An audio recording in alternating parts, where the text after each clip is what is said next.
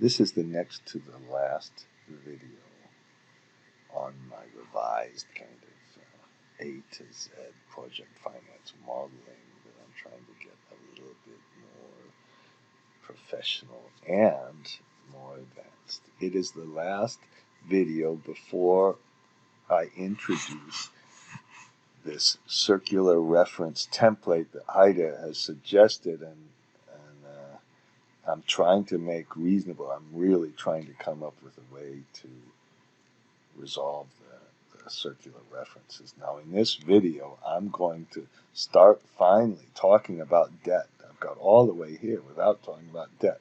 And as I've said so many times, I think you can divide the thinking about debt into sizing the debt, how big it is, how we borrow, how we repay, the interest and fees we have to pay in between, and the credit protections that we have on these, basically to limit dividends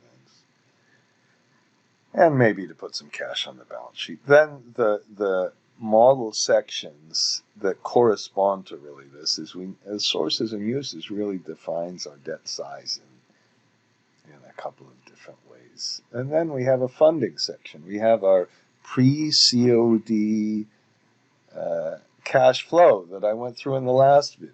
And then we have our repayment, which is a little bit corresponds to this cash flow waterfall, maybe a lot. And then we have a debt schedule where we and I should have said the repayment when we structure it is a little more complicated. We put that in a debt schedule, and finally we have a waterfall. Okay, here's what I'm going to do in this video. I'm going to go through one of my favorite term sheets as we put the inputs in, and then I'm going to work through the model. And when I work through the model, the formulas, again, won't be all that complicated, but these are the formulas we're going to mimic in the UDF, in the user-defined function. So I think it's kind of worth going through. I just want to make sure that the key thing to distinguish when you're really thinking about modeling is your model for risk analysis. Is the debt essentially given? Is everything given? Has the term sheet been finished? Is everything done? Then you're really making your model to put some downside cases and make sure you get paid. A crucial thing to do. I'm not downplaying that in any way. Or is your model structuring? Is your model built for structuring to figure out, well, we don't know the debt size, we don't know the repayment structure. We're playing around with all of these things, interest rates, cash sweeps, everything. We're playing around with these in order to try to get the best kind of IRR we can, I suppose, or I hope. Also the lowest and most efficient kind of project and the best and so forth. Yes, of course. So here's how I'm going to go through these. I'll start with the debt size. And what I've done is clipped a couple of things from a little term sheet. And this one says, well, the debt size could be fixed. Here, it could be fixed. Or it could be limited to 80% of the debt. Or it could be from a financial model, from a projection that you have no idea will be true or not, and a DSCR ratio and a projection, or even a downside DSCR. Now in this one, I'm just going to put in a fixed size.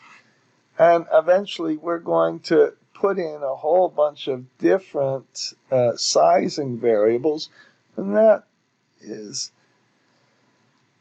difficulty in the user-defined function that we're going to work through next. Okay, so for now we'll just put in a simple kind of that's what's in the David Lee model that we're going to use. Now after we have the funding, we're going to say, should this thing be funded up front? Should the equity contributions that we say are the 20% left over after the debt, should that be funded by upfront or on a pro rata basis? Notice that if it's not funded upfront, they say somebody has to make sure that you're really going to put this money in. So they want a standby letter of credit, which they said is better than a parent guarantee, really. Some bank is going to agree to say, no matter what, I'm going to pay that equity that you've promised to put in. Okay. Now, of course, we'll do some analysis which says, is it better to upfront fund or better to drawdown? Actually, that's going to be the biggest subject. Now, you can also you can also capitalize interest, and let's distinguish between interest during construction, which is always capitalized for accounting purposes, and when I say capitalized interest, I mean you don't pay the interest to the bank. Some people get confused, and I probably did too. Capitalized interest from an accounting standpoint means you just don't record the interest as an operating cost. You don't put it on the profit and loss statement. You wait and you depreciate it later on. So we'll have a little option for capitalizing the interest, and to make our model, and this comes from Heide again, to make our model really flexible, we could put in 100% upfront, we could put 50% upfront, and the rest will be pro rata. Obviously, this shouldn't be really blue. This should be 1 minus the 60, I hope. Now, in the term sheet, they said interest could be capitalized until the earlier of the COD date and the date certain. Okay? What that means is they don't really give a crap about interest capitalization, and they're right, because it doesn't really make hardly any difference. Because if you pay the interest instead of capitalizing the interest, all that means is you're having to borrow more money anyway. Now, when we get into the next kind of aspect of the debt, which is repayment of the debt, I'm going to go through this really much more in another section, but this says we could have 14 years from the COD, but not more than 16 years after financial close, and then we have a commercial loan which has this thing called a mini perm, and I'm not going to get into this, and the repayment is tailored, which means sculpted. And all of those kind of have to be options. Okay. Here I put in some repayment, and this is, repayment amounts, and then I put in the maturity date, and I put in some fixed repayment schedules. Fixed, it could be fixed or calculated with sweeps, and then we're going to have to put some interest rates in, and so that this says we could use a 3-month or a 6-month LIBOR, but you have to add an interest rate margin to that. And then they said, well, maybe you have to hedge this 3-month or 6-month LIBOR with an interest rate swap, which can be very, very expensive. Okay, and then they say, well, if you have to hedge it, you have to be careful. We have to, if we have a cash sweep, we're going to pay it early. Maybe we don't want to hedge the cash sweep portion. So that's the kind of thing you see in a term sheet.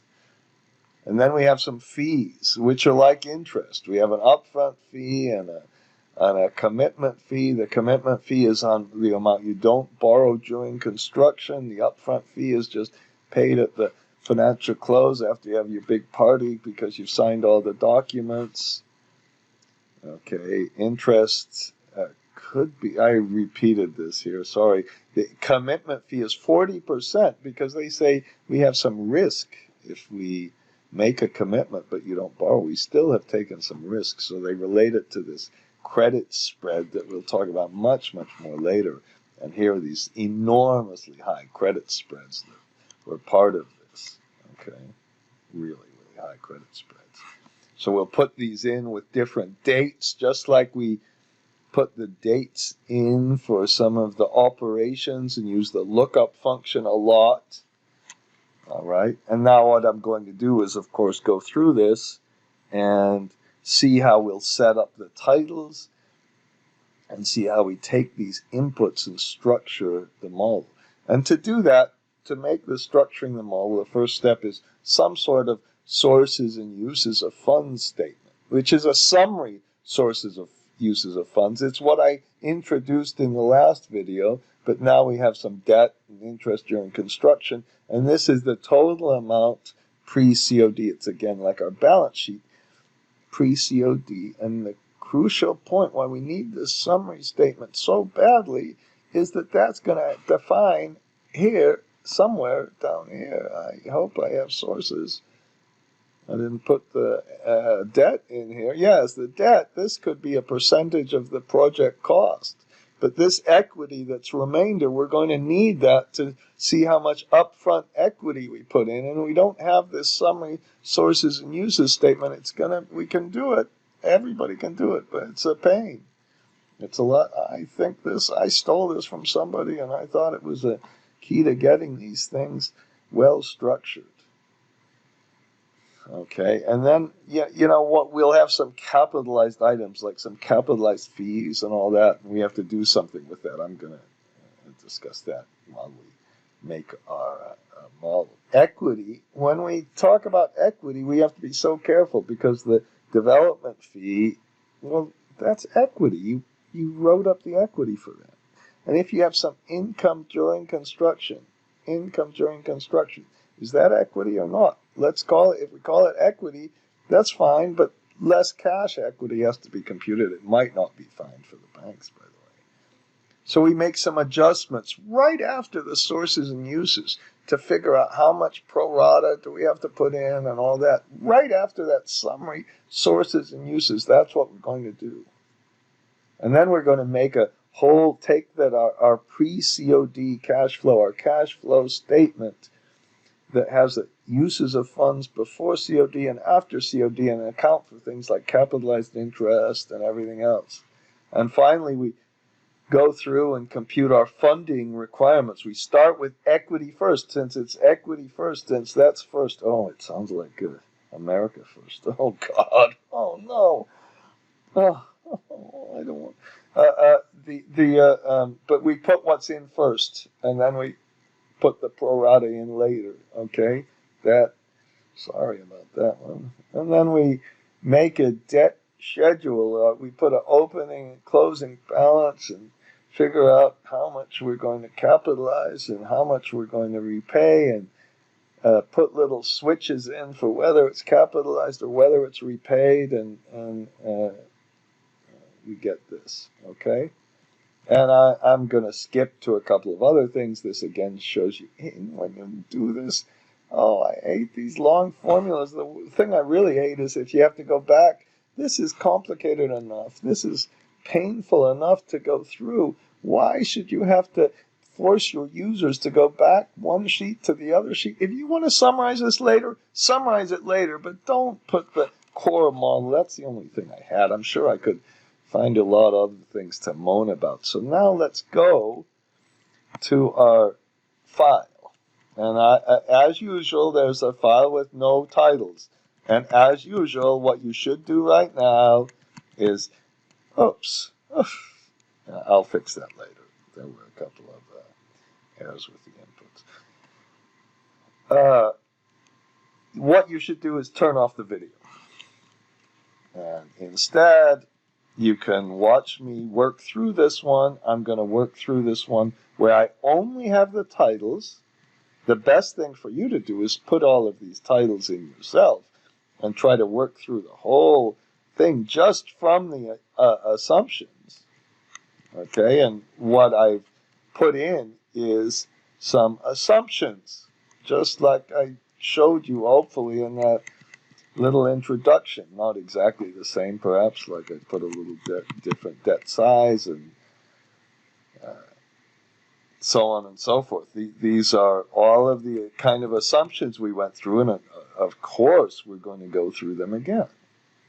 And we have all of the rest of the stuff we did all the way down to the pre-tax IRR, and then working through all of the depreciation to get the after-tax IRR, which seems to have gone down a little bit. I might have to kick it up a little bit, but you know, the real challenge, the interesting thing that's happening kind of in the world is, can you take such an IR like this and make it adequate for your shareholders, and then really give a low solar kind of cost of electricity? Okay, and then now I'm going to try to just summarize what kind of things I'm going to fill in. So I added upfront fees, interest during construction, and DSRA. And guess what? I'm not going to fill in these, because these are going to come from below, and these are going to cause a circular reference.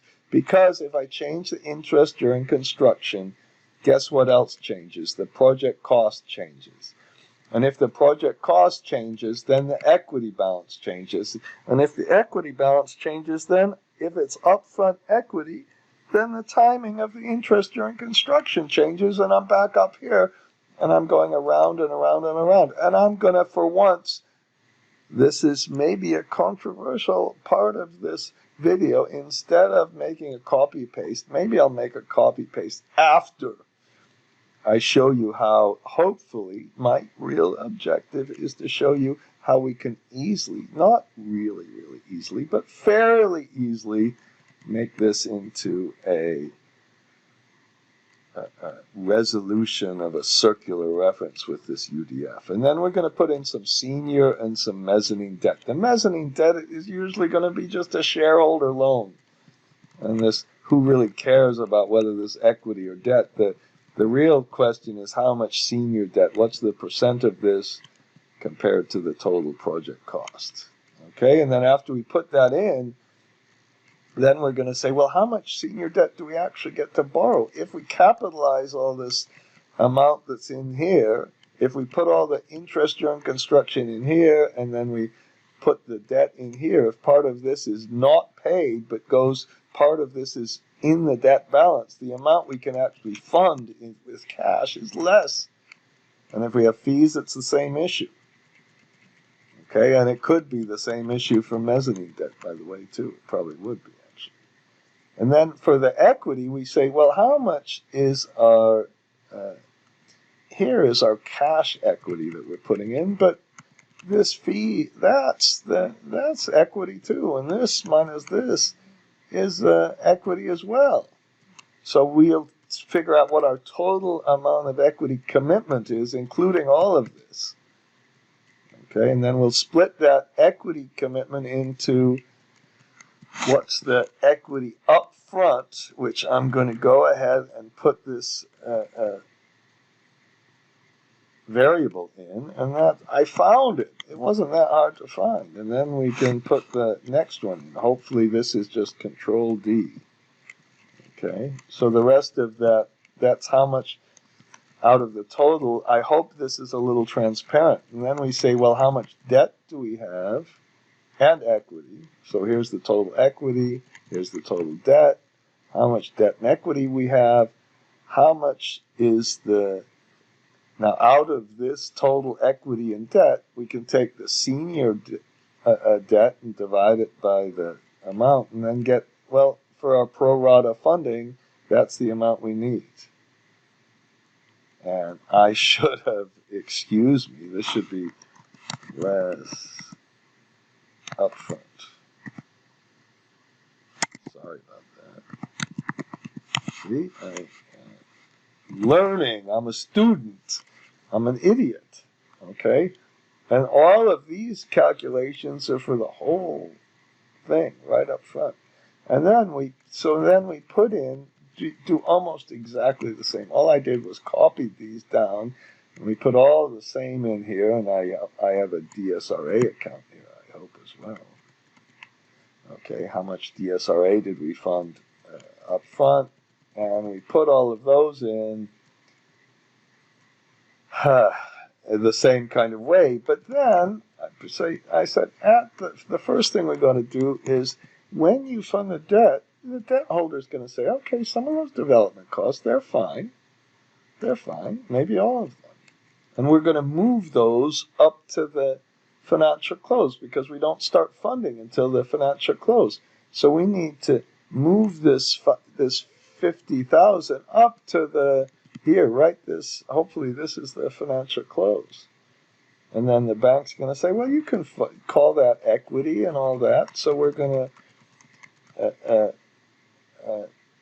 move that around. I didn't explain that as well as I really, really wanted to. And then we'll put in the capitalized interest and capitalized fees, which are not. We'll take those away because those are non-cash. And then we'll get how much do we really have to pay for. And then we'll put in the amount of equity we get. Now this equity we get is going to be this total equity commitment.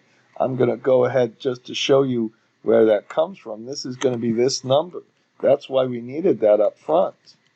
That was the big, if you almost needed to do that whole sources and uses of funds analysis to, on a transparent basis, show exactly how much you're putting in. And then what you do is you say, well, let's just fix this. And then after we fix this, let's take away the amount we already put in, because we need, for a minimum function, we need to know how much is left over. And once we have this, the amount we've put in is the opening balance. That's the trick. You kind of go down here to the opening balance to get it. You could put 5 different calculations and make this much longer, but I think this is a lot clearer. And then after we have the total funding requirements we take away the amount that we put in equity, which is right here, which is this the amount left over. I mean the amount we promise to fund period by period until it accumulates and goes down to nothing. And then we get our total funding that we need from pro rata. Total funding, I should call this pro rata. Okay. Obviously, you'll be able to use these updated titles, don't worry, when you do this yourself. And then we have the remaining amount. Then we have our percentages. Now up here, I'm going to go ahead and put our percentages in. We're going to get a percentage. This is almost the other thing we do, Shift Control P, and then I'm going to Control D. Oh, no. I pressed Control P. I meant Control D. I'm sorry about that. And not Control F, Control D. I think I'm really losing it. Now, finally, this equity we put in, this equity commitment included all this stuff that was not really our own money.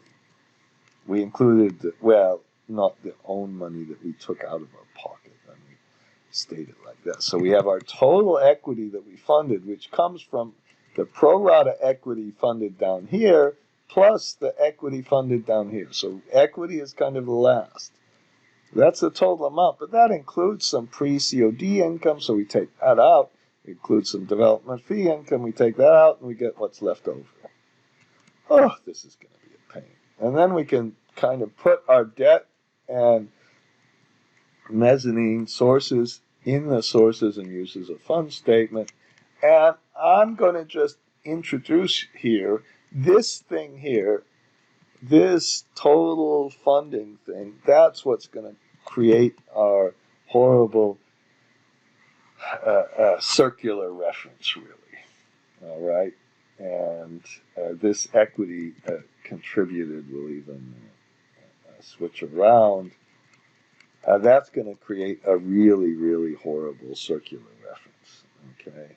And we'll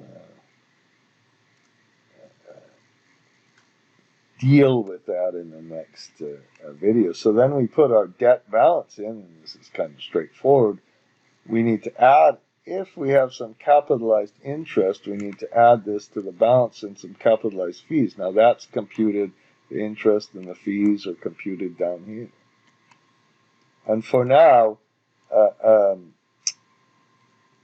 and this funding is coming from right here. So it's a little bit natural, all this stuff. And then we'll put our interest, and then we'll get our closing balance. I'm not going to put a cash sweep or even a repayment in right now. Okay, and then we're going to put in our interest rates and get a periodic interest rate. And that's just going to be the annual interest rate divided by 12 times this number up here. Okay, and we'll get our interest cost. And then once we have our interest cost, we'll switch that into either interest expense or interest during construction, depending on if you're pre-COD or after COD. Not so hard. And then we'll see, now finally, we'll have this switch. And this switch, if I press Control and square bracket, it'll take me up there. This switch is the one that's for the capitalized interest. And then I'll put F5. That just means we don't pay. That doesn't mean we're capitalizing it for accounting purposes. This means we don't pay it, and instead it accrues to the balance. And that it doesn't really make hardly any difference to the economics of the project. And we'll do the same thing for fees. I'm pressing F5 and Control square bracket. Now, the upfront fee, to get the upfront fee, all we need is the fee, and then we need our little switch up here, which I'm kind of doing maybe in not so really good a way, because I have I think we better put in the, excuse me for going upfront fee, I think we better first put our financial close switch. You can debate with me and you can say, how stupid is that? It's just adding too many lines to the model. Maybe you're right, maybe you're wrong, I don't know. But now we can see exactly when we pay this 2.25% and whether we capitalize it, which means we just increase the size of the loan and increase the repayment for it, or whether we actually pay for it immediately. And we do the same thing here. Now, when we get to the upfront unfunded, we have to see how much we didn't pay for. And what we need there is we need our debt. We need our total debt commitment, not the actually funded debt. So I'll get it from here. That's okay. In this case, it's just given. So in this case, it's not that big a deal. And then we get our credit spread, only the credit spread portion of this, which is right now percent per annum, and we have to switch this to a percent per period. And then we get our periodic commitment fee. Now, the reason I'm giving you now, I'm going to do something really bad. I'm going to give you, don't worry about this. But this is the kind of thing we're going to have to restructure. You don't have to do anything, of course, but I'm going to suggest restructuring all of these inputs and using those in a circular reference resolution template that's going to kind of fix everything for us. And what we're going to need is things like the periodic commitment fee, the periodic interest rate. We don't need all the rest of the stuff.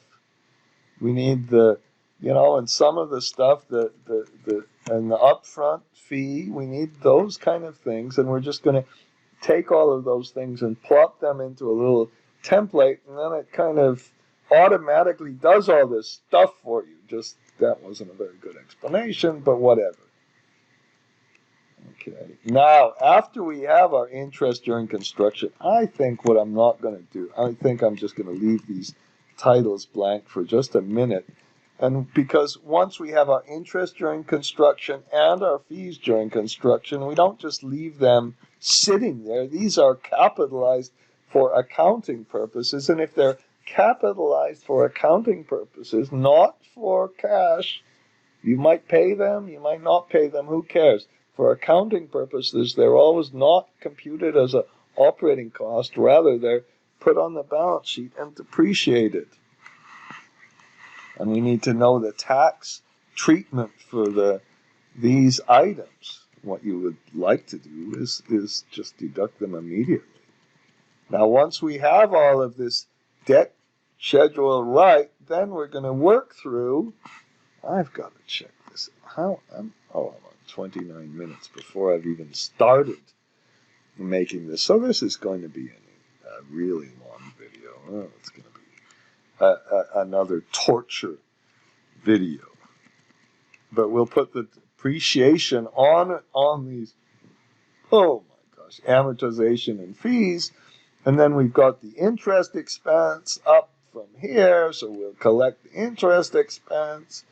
We've got the fees expense, not yet. The LC will have some fees and we'll have some interest income. So we have some additional items in our profit and loss.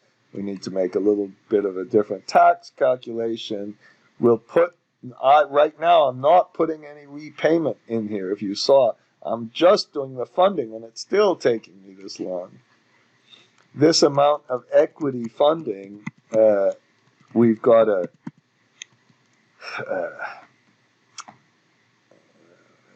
make a couple of adjustments to as well, I think. And then we've got to make sure that our balance sheet still balances. So I need to restate something. I am not going to link up the interest during construction. I'm not going to create a circular reference. So I'm not going to put the interest during construction into these two items. Whoops, up here into these ones. Or the fees during construction, and the same thing will go for the funding. So let's get going. Let's do the easy part, which is just to start with this. So right now I'm putting fixed debt in, and just to say this again and again and again, one of the hard things is to figure out to make the debt funding really flexible. So I put it in the wrong place already. So we have some fixed debt. Now, I'm not putting any subordinated debt in yet, some mezzanine debt in yet. And then now I better subtract. So this equity funding, which will be in this famous user-defined function that I'm trying to introduce, that's the big calculation. That's why you need this whole thing. Now, once we have the debt funding here, I should have kind of put our little capitalized interest and fees switches down here. I seem to have a different shift alternate C. Let me get my control C. Oh, I must not have the generic macros open, or at least not initialized. Okay. Or I didn't say that correctly, whatever. All right, and let's press Control D. So then if we have some capitalized interest during construction, and we have to kind of, if we're really getting precise, we better distinguish between what's a senior and subordinated. And then I have some fees during construction. I should have maybe put these in a different order. So these we can either capitalize or expense. And then we have our total funding minus the amount that is the total amount of debt minus the amount that is just not used for actually allows us to fund the construction. So that's our net funding. And then we take our cash equity. Now this cash equity includes some income during construction, which is this minus this. And it also includes the development fees. So the amount of actual cash we have is almost nothing. So I'm going to be a little bit of more of a conservative banker and say we only get to fund 8. Let's put 7. Okay, we can of course change that, and you can start to see all of the games you can play with the pre-COD income and all this. So we had to put some of our real money up, but this total equity commitment, and I didn't read my own instructions. It's how much commitment we have plus this, plus that. So maybe I went too far, and that was kind of embarrassing. So I'll change this to 8 million instead of 7 million. Okay, enough. Okay, hopefully you can get used to that. So we're putting 3 million of our own money in, but when we include all of this other stuff, it's going to look like we're putting 5 million in, and out of that 5 million, the bank might say we have to put this much up front, and then excuse me for that. And then we also take this and multiply it by the 40%. And that's how much I'll have to reformat that later.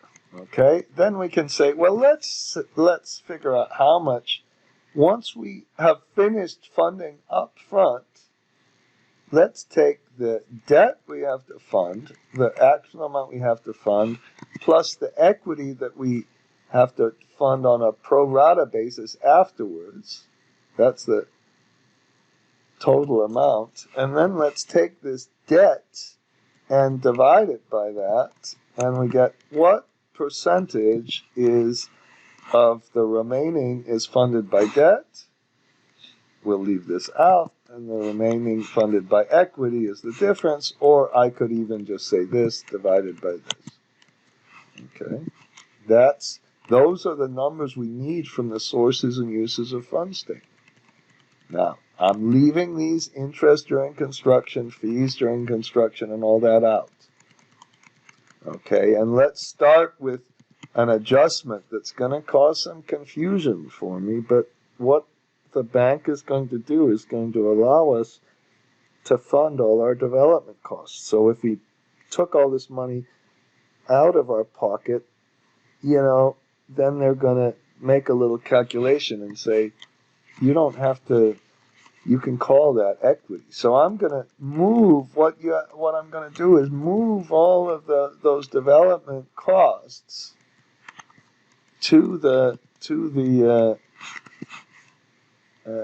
financial close. So I'm going to press F4 and make this equal to the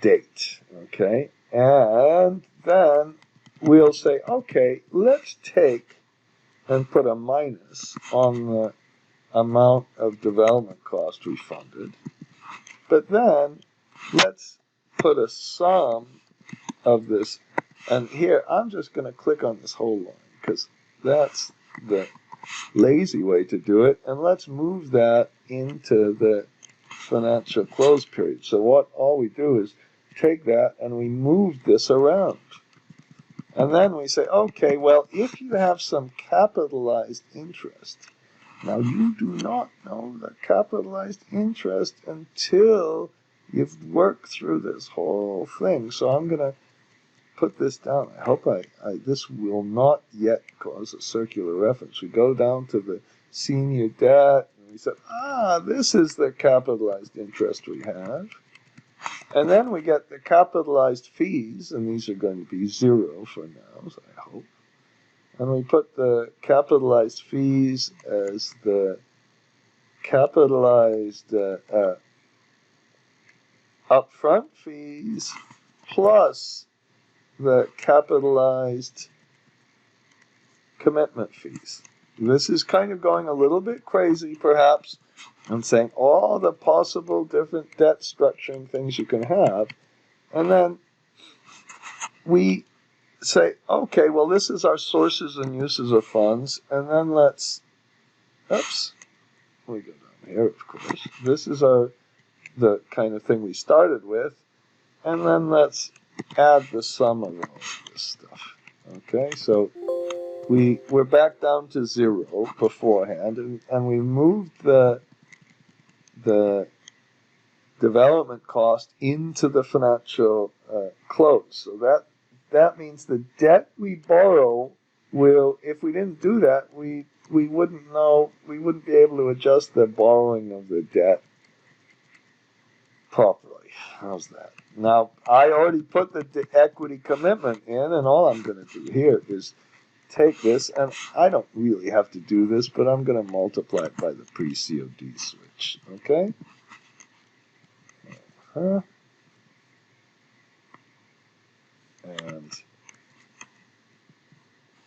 I have okay. And then we say, well, okay, this is the little opening balance trick. We say, well, how much have we already put in? That's the opening balance. And what's the remainder? Well, that's the difference. And then the opening balance equal the closing balance, and this is the biggest trick. We put a minimum statement. Remember, minimum is one of the few things we really need. We take how much funding we actually need and take the minimum of that, or how much have we committed to put in. It's the cap. We cap this eventually, and that's really our key number in the whole thing.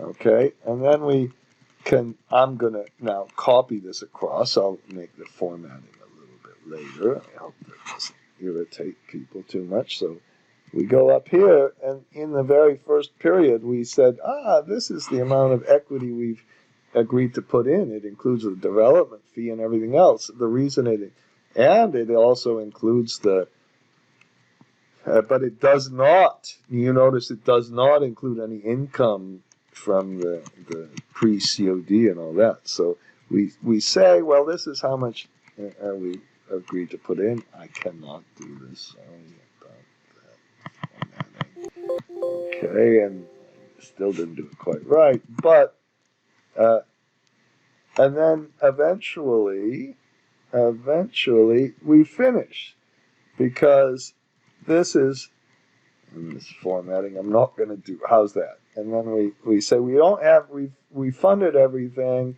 and the minimum of this amount we need versus how much we've agreed to fund, that's the amount of the equity funding up front.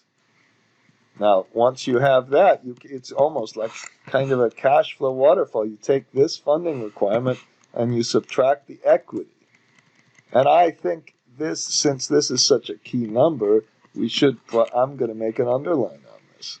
Maybe the underlines are more important than maybe that Mr. Dinsmore, who was he yelled at me about accounting. No, I didn't like him at all. Maybe he was right, though. Okay? And then we said, well, how much is our... Well, no, I just said, okay, this is our total. This is the amount of equity we put in, and the difference is how much we have to fund. Okay? And again, I'm going to put another underline here.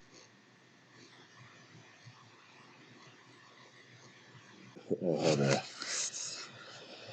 problem. Okay? I'm not describing it well. So where I stopped, we said, here is the total funding we have that we need from all of our funded, for everything. Let's take away the equity we already put in up front, and this should have said less equity funded up front. And you notice perhaps I'm a little less enthusiastic right now because I'm really getting sick of this. Multiply this total pro rata by the pro rata percent. And if you want to do it better, I suppose you would put a little dollar sign on this one. Okay, and just drag it down. Shift Control R. By the way, I hope you noticed that I did in my little break here press Control Alt C. Now, when I do that, I put these new true false, and this makes it look kind of like crap. And I've got to make this look more artistic and figure out how to do this a little bit better. So, but I've got a new kind of coloring scheme, so you can use your different true false things. Okay, so I don't know if that was worth saying. Now, let's see how much money we put in of our own pocket. This total equity, which includes the total equity that you have from pro rata plus the upfront equity up here. And by the way, I'm sorry I'm going a little back and forth here. Let me see what I have here. If you put 0% equity, of course, then it's all pro rata. So let's put it back to 60 up front and 40%. If you put 100%, it's all equity up front. I should have been a little more clear on that. Okay? And then we have our, let's take away our income, our EBITDA, and this is where I was having problems the last time. EBITDA minus the taxes, that's down here. It wasn't so bad this time. And multiply that by only the pre-COD. So, and then we take away our, let's take away our development fee. I'm going to just take it right away from here. And then we say, okay, well, I'm going to use the positive. I'm using the positive number convention. So that's the amount of actual equity that we put into our. That's the amount of equity we actually took out of our pocket. I don't know what just happened there, by the way. Okay, this is the total amount of equity we put into the project, the amount that we got from income and the amount we got from writing up the development fees. All right, and then I suppose I'll have to redo this. This is our This is our EBITDA at the pre-COD. Okay, and then we've got our taxes pre-COD, which were this one again. And I'm going to be a little inconsistent and put a minus here so we can just sum this up. And we have our income from our development fee. I'll just take that from here. And now we have our senior debt funding, which came from our pro rata. And now we can also get our mezzanine funding from our pro rata. And the equity really contributed in the way of cash was this last thing. Okay, and then we press the alternate equal. So that wasn't all that just absolutely horrible. And now when I'm gonna, oh no.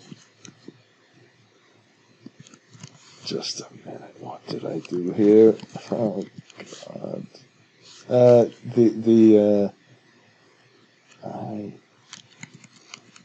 Well, of course I should have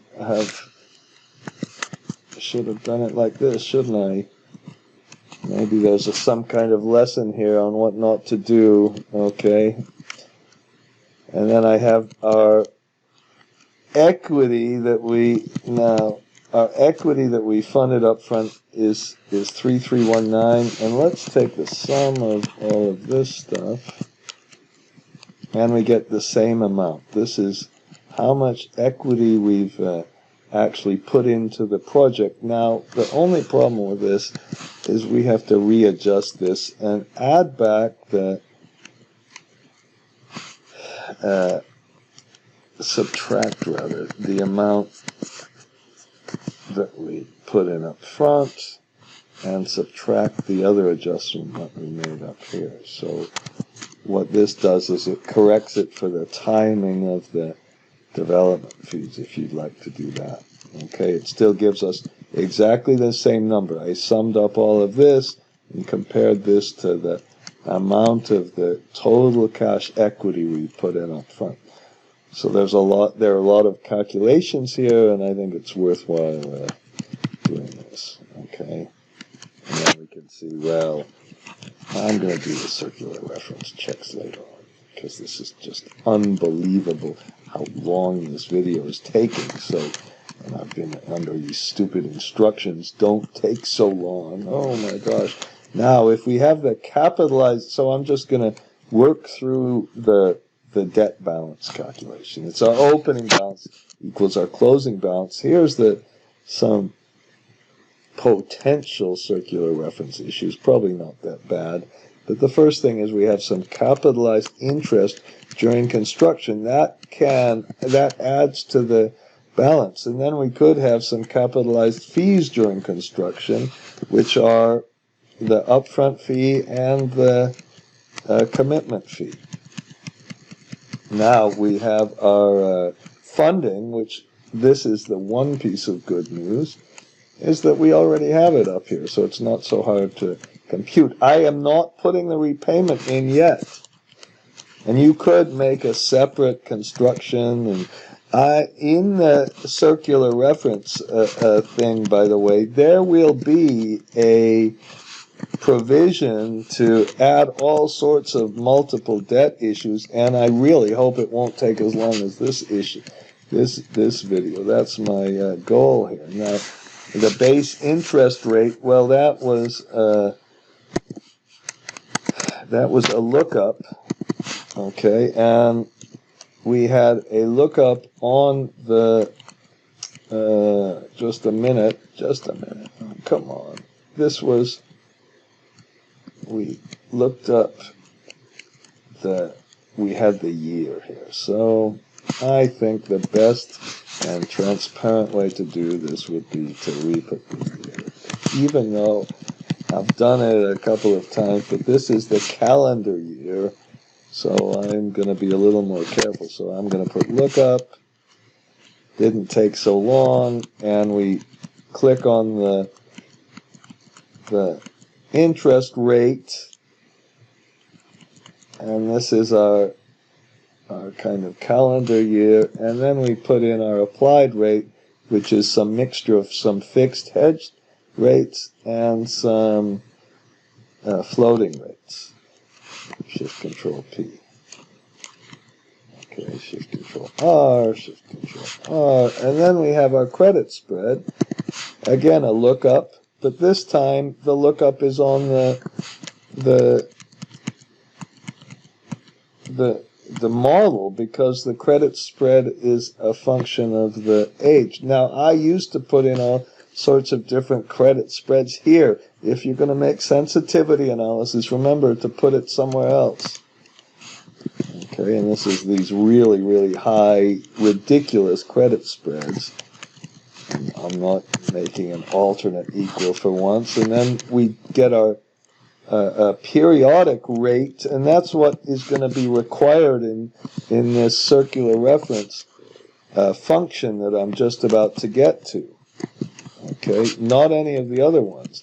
And then we take this periodic rate, multiply it by our opening balance, and get our interest, and that assumes it's all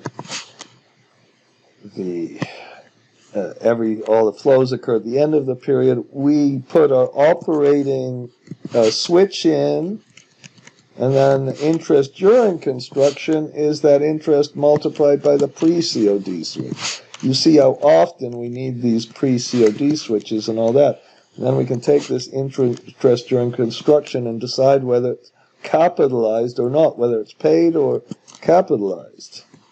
I hope I didn't do anything bad. And then if we take this interest during construction minus the amount funded, that's the capitalized. So if we go up to the top and we put true, and then can I still press F5 and go back? I hope I can. Then eventually when we go to our interest, this is capitalized and not expensed. Okay, I'm going to not capitalize it for now, because I'm not connecting any of the interest. I'm trying to not complicate two things. And we want to get all the way down to the balance sheet. And if this takes 5 hours, I'm not going to stop, because I just want to get through with this horrible thing. And then I'm going to make another switch here. Maybe you think I'm really overdoing this, and that's probably true. I don't know if I'm being lazy or not, but I think it's almost easier to make a little switch than to try to start looking for it. And certainly it's easier for people to understand who are going to do it. So I'm going to take this switch and multiply it by this percent, and then I'm also going to get the debt commitment. And luckily, I don't have to look that hard to get the debt commitment, because it's right up here in this. Now, if you're saying, no, you can't do that because we have multiple debt issues, well, that's totally fine. This circular reference thing is going to address multiple debt issues. And then I do the same thing. I multiply that by the capitalized switch. I hope I can go quickly here, and then the amount that we have minus the amount we didn't capitalize is the amount we funded. And then we take this F4 and we subtract the opening balance of our debt, and we get how much is not funded. But this only occurs during the construction period. So I'm going to do another thing. I'm going to put the construction period. And then maybe because I'm trying to be lazy, I remembered we computed the construction period somewhere up here. That was one of the first things we did. Okay, and then now we can take this total unfunded commitment, but only apply it during this really funding period. I can call it construction period, whatever. And then we can take our credit spread here and divide it by 12 and multiply it by the number of the months in the period, and that gives you your periodic credit spread. And in the term sheet it said take this one and multiply it by the 40%. I'll press Shift Control P, and then we take this periodic fee, multiply it by our unfunded debt, and we get the amount of this, and this should be in periodic commitment fee. And I have an extra thing that just confused me. I'm taking this one and press F4, multiplying it by our total, and then we have this minus the remainder, and that's our unfunded. And finally, finally. Now, I'm not going to put in our interest during construction and all of that. I think because I didn't put any interest during construction in the model yet. We put a little bit of interest expense in up here. Okay, and I'll leave that. And I didn't put any interest income or fees. So now we have our EBT. We take our EBIT minus this, minus the expenses, plus any interest income, and we have our EBT for books. So I'm just trying to remind you a little bit here what to do. And then this one, instead of being this balance, we just change that balance, and now we're just about okay. But when we do our final net income, we better take the EBT for books, not for taxes. Okay, and on the cash flow waterfall, what I'm going to do is simply insert the interest expense. Okay, I should have perhaps put that in here. And we're going, of course, in a subsequent video, we're also going to go through the whole sculpting business and the whole what to do with the DSRA accounts and all of this, but hopefully I'm getting rid of some of the tedious kind of business. Now, when we have our equity funding, hopefully this is still okay.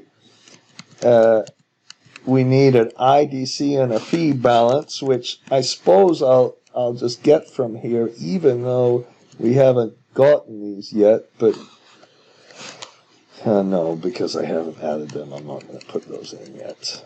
Okay, and now we better put our debt balance in. And if this balances, I will be seriously shocked. But I hope what this demonstrates is you should go piece by piece by piece and just start and go across. And am I shocked? That can't be right, because I don't think I even added the. Yes, I did. Okay, not only did it work, it actually balanced at the end of the period. So I am very, very shocked. I don't know how happy I am because this was kind of a waste. We didn't pay down our debt yet, so we have positive debt and negative equity. But it does demonstrate just a little bit how it was nice to put that balance sheet right in the beginning in. And now we've set up our model and got it ready for the big thing. Because as soon as I do this, as soon as I start going down here into our sources and uses statement down here, I'll start at the bottom kind of. As soon as I put interest during construction here, it might not give me a circular reference. I'll be sad. This is one of the few times I'll be sad if it doesn't. Okay, and I have our interest during construction. And did I add that? Well, I better sum this.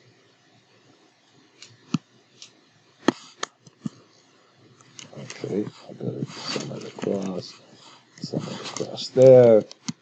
Now, okay, it didn't do it yet, but when I put the interest during construction in our uses of funds,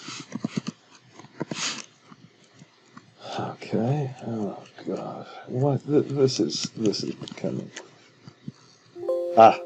there we go. There we go. There's our circular reference. There's our big problem. Okay, and that's the big issue I'm addressing next, because that's a natural circular reference. It's a painful one that occurred even if the debt was a fixed amount, and enough is enough.